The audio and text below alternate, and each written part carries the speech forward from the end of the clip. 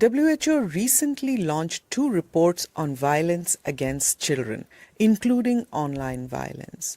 We are going to talk today about how to recognize the signs of violence and how to prevent it.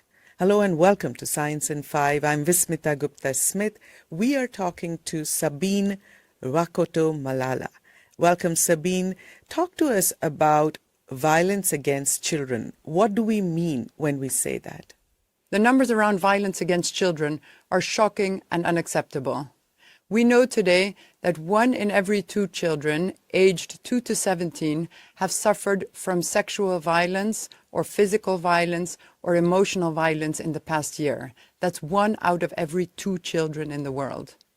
We also know that 1 out of 5 girls is sexually abused before the age of 18, and 1 out of 13 boys is sexually abused before the age of 18. Again, these numbers are shocking and unacceptable.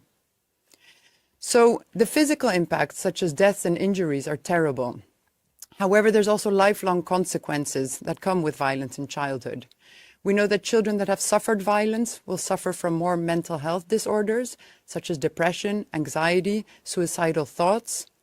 These children also are more at risk of engaging in risky behaviors, such as smoking, alcohol consumption, drug consumption, unsafe sex.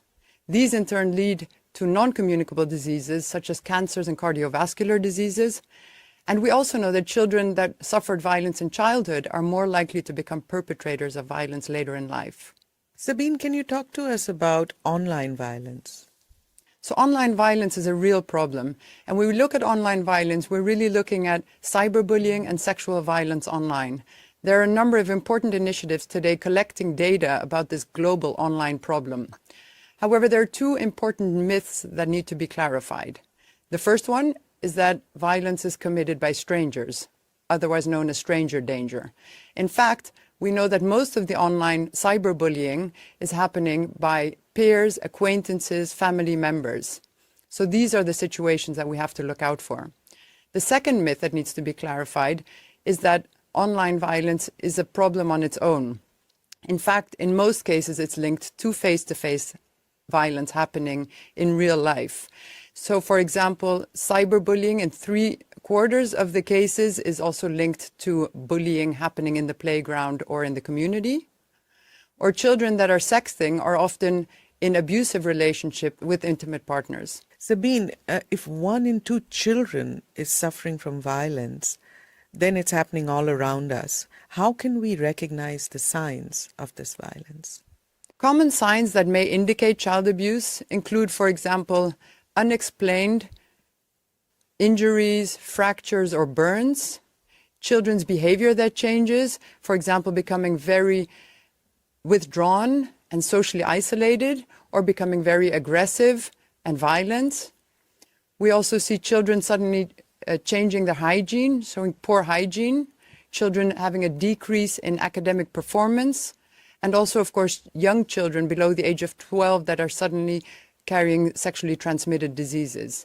It's important to note that these signs on their own are not definite signs of child abuse. However, if you do have these concerns, please do report them to health workers, social workers, or your school workers. Sabine, talk to us about how teachers, neighbors, grown-ups in the community can prevent this.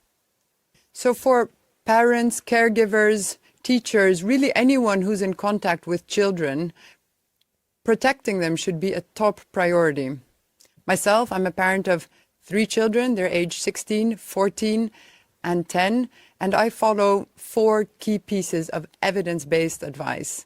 The first one is open communication with your children. If you can establish that open communication, the day that your child is suffering from something, he or she will be more likely to come to you. The second one is establishing clear rules.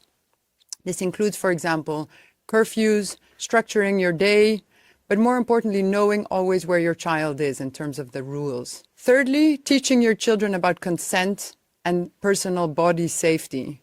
This is important at all ages, 4 years old, 8 years old, 10 years old, 18 years old. And lastly, actively participating in your child's life. Again, if you're involved in your child's life, you will know when he or she is changing his or her behavior and is possibly showing signs of trouble. So to summarize, the way we can keep our children safe is through education, vigilance, communication, and having a strong relationship with them. Thank you very much, Sabine. That was Science in 5 today. Until next time then. Bye-bye.